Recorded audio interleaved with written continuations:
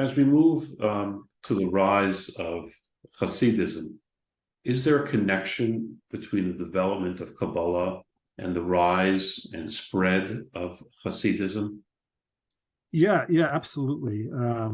There's a strong connection. Kabbalistic ideas are really at the very basis of Hasidic thought. But I think it's what they do with Kabbalistic ideas that kind of gives Hasidut its unique flavor. One part of it is popularizing. Hasidic masters were more willing to popularize Kabbalah than Misnagdim were, even though many of the Misnagdim were also Kabbalists. Misnagdim tended to have a more esoteric stance. Hasidim tended to have a more public stance. But more than that, I'm talking in relative terms here. In a lot of earlier Kabbalistic literature, the chief questions were metaphysical questions, the nature of God, the one and the many, questions like that. How you can understand divine unity in terms of when there's also 10 sefirot. It doesn't mean they were not interested in more personal religious questions. How can I connect to God if I have a low state of spiritual energy? Those kinds of questions. But those, relatively speaking, were less important. In Hasidut, it flips. It's the questions of, called psychological questions. How I, as a human being, can connect to God, become more central, and the metaphysical questions become less central. Although, again, talking in relative terms. And one of the things that means when it comes to Kabbalistic literature is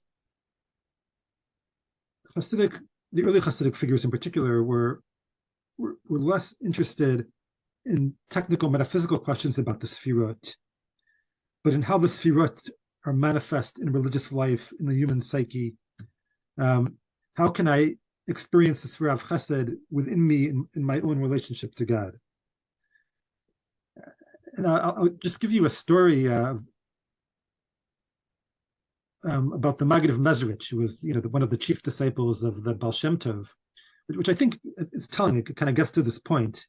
And the story is that he admonished somebody for teaching Kabbalah in public. And the person he admonished said, what do you mean? You also teach Kabbalah in public. Why are you admonishing me? And the Maggid's answer, which I think is telling, is that when I teach Kabbalah, I'm interested in how Kabbalistic ideas are manifest inside the human being. That's what I teach, how Kabbalistic ideas are manifest in the human being. What you teach is simply the abstract Kabbalistic, abstract metaphysical concepts of Kabbalah. And it's telling because certainly it's not a rejection on the part of the Maggid of the abstract metaphysical principles of Kabbalah, which he certainly believed, but that's not what he's teaching. What he's interested in teaching is how these ideas relate and play out in the human psyche.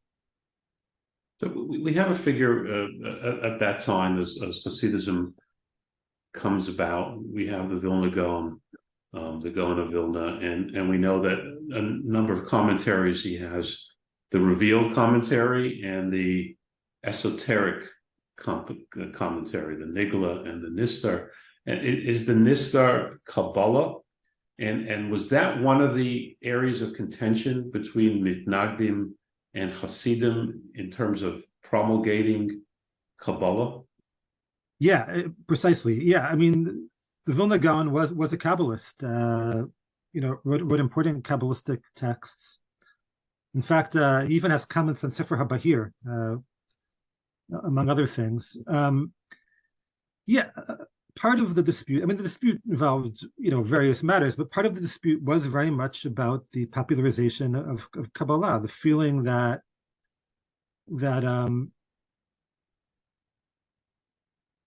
Hasidut was publicizing Kabbalah when they shouldn't.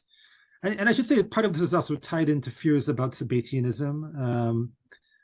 One of the not true, but nevertheless statements that you find in some Misnagdic works is that Hasidim had Sabbatian leanings. And part of it has to do with their interest in the Zohar and in spreading Kabbalah, even though there's no real evidence, for that claim. Yes, so very much so.